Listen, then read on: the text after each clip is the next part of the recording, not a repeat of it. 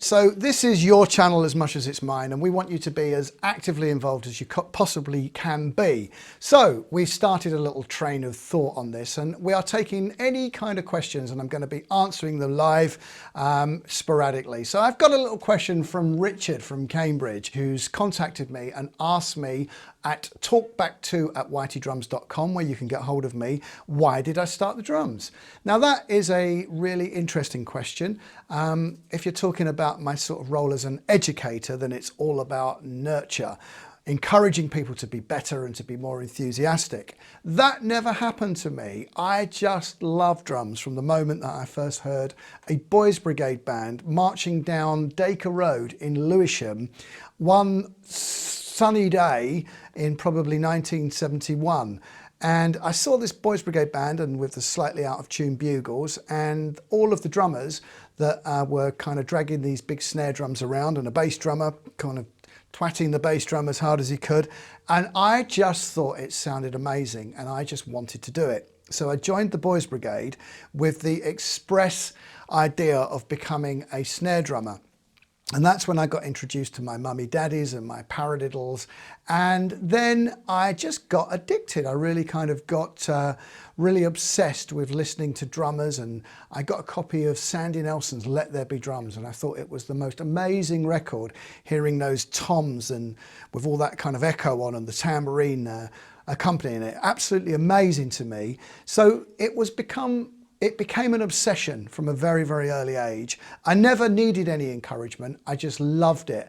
And I was really, really happy to find the thing that I really enjoyed doing, which is why I say to anybody that has an opportunity to try something, give it a go, because you never know what you're going to be good at.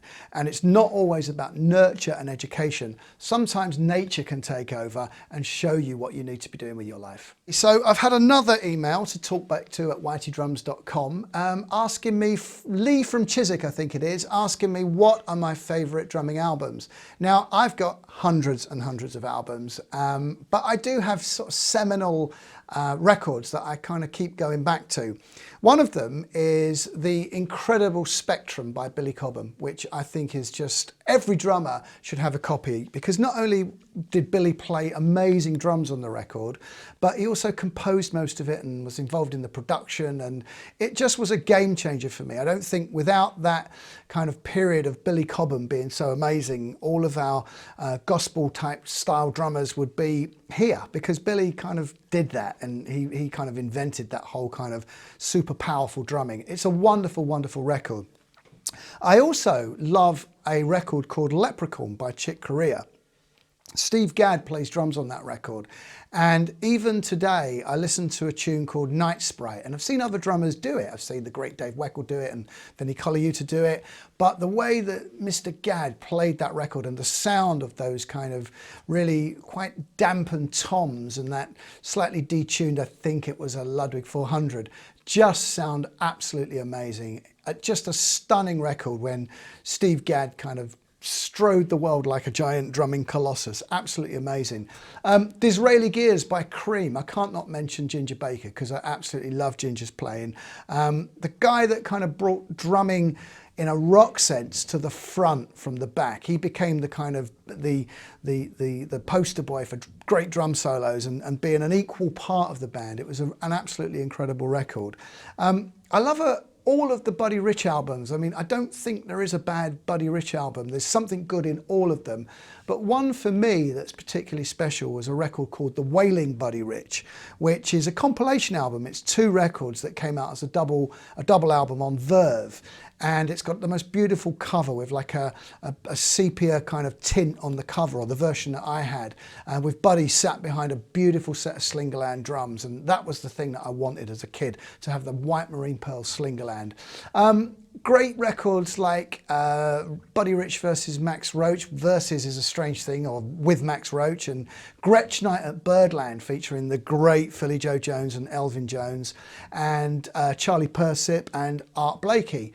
All of Art Blakey's contributions to Blue Note, the amazing Augean rhythms and the Night in Tunisia and the great kind of Afro drum ensembles, all of those records, and Art Blakey, nothing that he did on Blue Note is not worth listening to.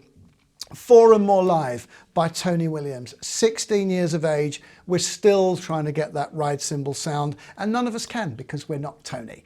An amazing record with a true virtuoso on drums. But then I'm going to go for things like Booker T. I love like Melting Pot by Booker T, and the simplicity and the confidence that Al Jackson played the drums. It's not all about being really, really fast and being sort of technically amazing. I think music is about the feel, and it's about listening to musicians come together and to actually really support the song. That's the most important thing. So that really brings me to anything by the Beatles and Ringo, the quintessential pop drummer. No one has ever done pop better than Ringo, and we're still trying 50 years later. I could probably go on for about 2 weeks about my favourite records, but hopefully, Lee and Chiswick, that answers your question.